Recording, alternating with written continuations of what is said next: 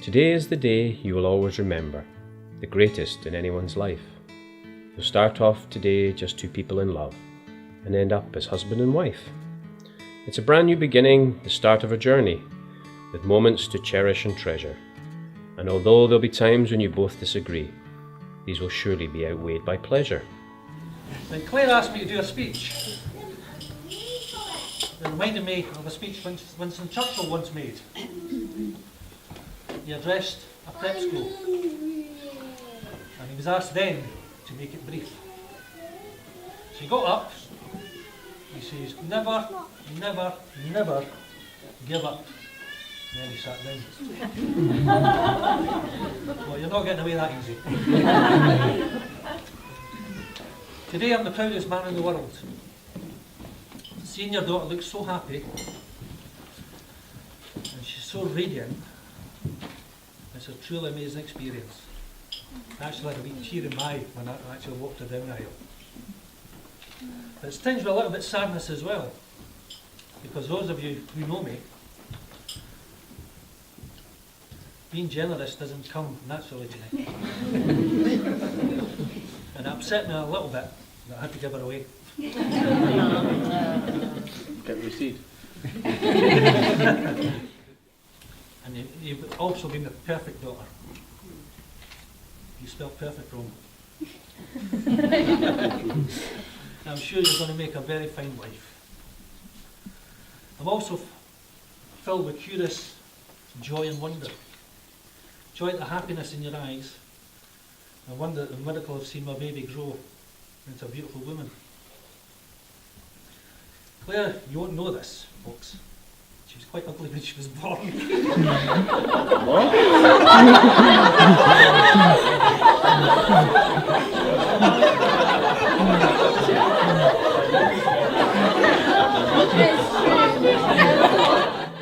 You'll have heard many words of advice in the past, when the secrets of marriage were spoken.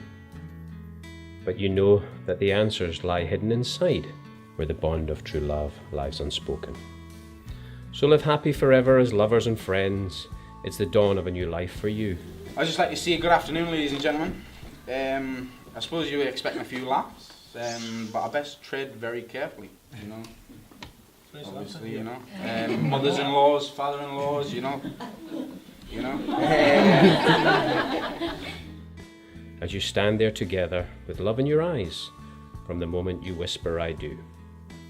And with luck, all your hopes and your dreams can be real. May success find its way to your hearts.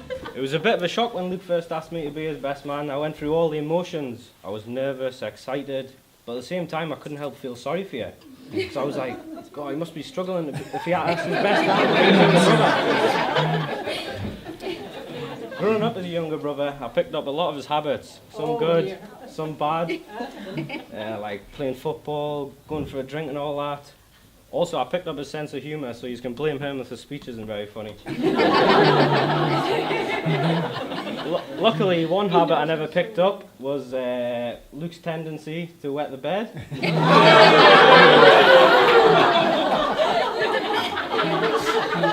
Shit. Even at the age of 20, I would get woken up by him getting shouted at for ruining another bed sheet. It was all fun and games until I went on holiday once with him. Me, my dad and Luke went on holiday. While I went to bed, I got woken up by my dad shouting, "Luke, what are you bloody doing?" I look up, Luke's standing there, peeing all over everyone's suitcases in the corner. I couldn't believe it. But Can I come under the table? one of my other duties as best man was to prepare a proper send-off for you. And after a few weeks of discussion, we decided we'd go to Tenerife for the weekend. I'd just like to thank all the lads who came for making it such a memorable weekend. It was such a good time we had there. Obviously, what happens on tour stays on tour, so I can't tell you everything. But I can, however, say some of my personal highlights, and that would be Luke dressed up in his sexy outfit. He had this sexy leopard print dress on. He had the fishnets, the lipstick, the full works, his pearl necklace, everything. Went out of the club that night, And obviously, since you were looking so sexy, you picked up a lot of male attention. I did as well. One guy in particular, this big German guy, biggest guy you've ever seen, I swear down. His face was covered in makeup. He was wearing, it was a soldier's outfit or something, I don't know what. He had this whip in his hand, didn't he? I had bruises for weeks. Honest, the whole night he was chasing Luke around with his whip. Swear down. I had to tell the manager, tell him to pack in all man a deal. Later on, I looked up and I seen Luke and this guy speaking. I didn't think anything of it. I went for a drink, came back, and I never seen you for about 20 minutes after that. After that, I just seen you and this guy walk up. This German guy, big smile on his face. Who am I to judge though, eh? As you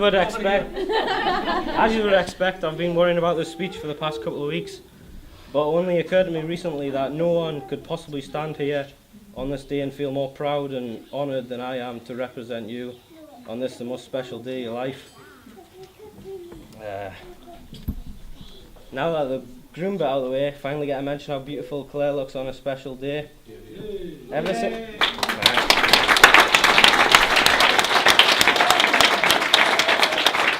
Ever since Luke and Claire started going out, I noticed a big change in Luke for the better. Yeah.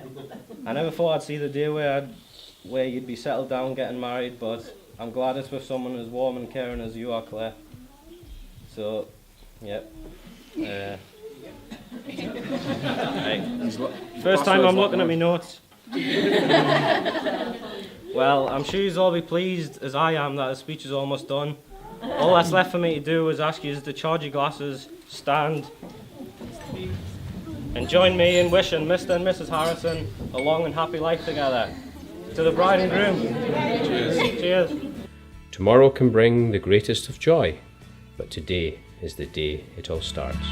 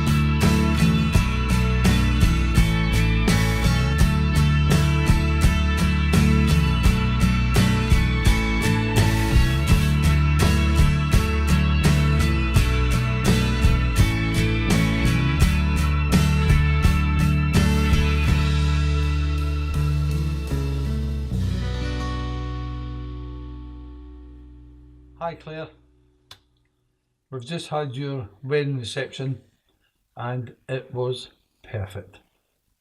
Almost as perfect as you looked. I've known you since the age of 6. The first time I saw you, you were playing outside in Innsview Gardens and you gave me the biggest, warmest smile.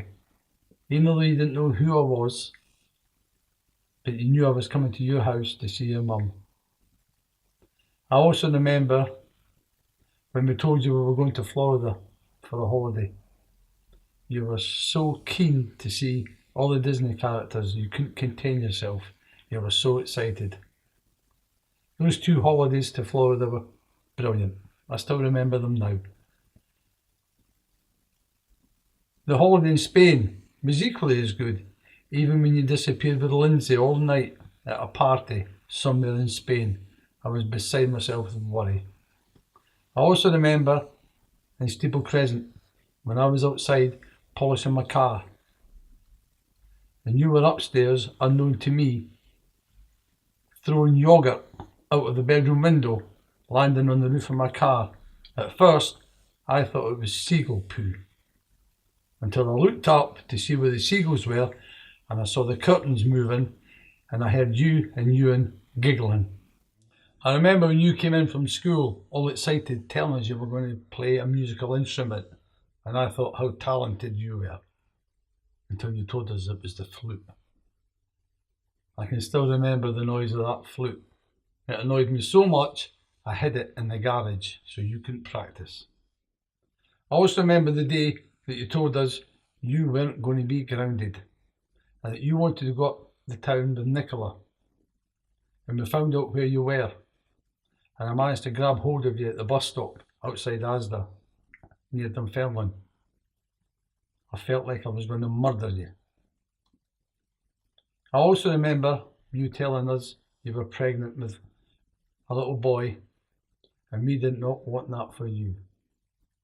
But you stuck to your guns, and you had Matthew. Something that both of you should be proud of, the way you've brought him up. He's a well-mannered, polite, happy little boy, and we are so proud of him and you in the way that you've brought him up.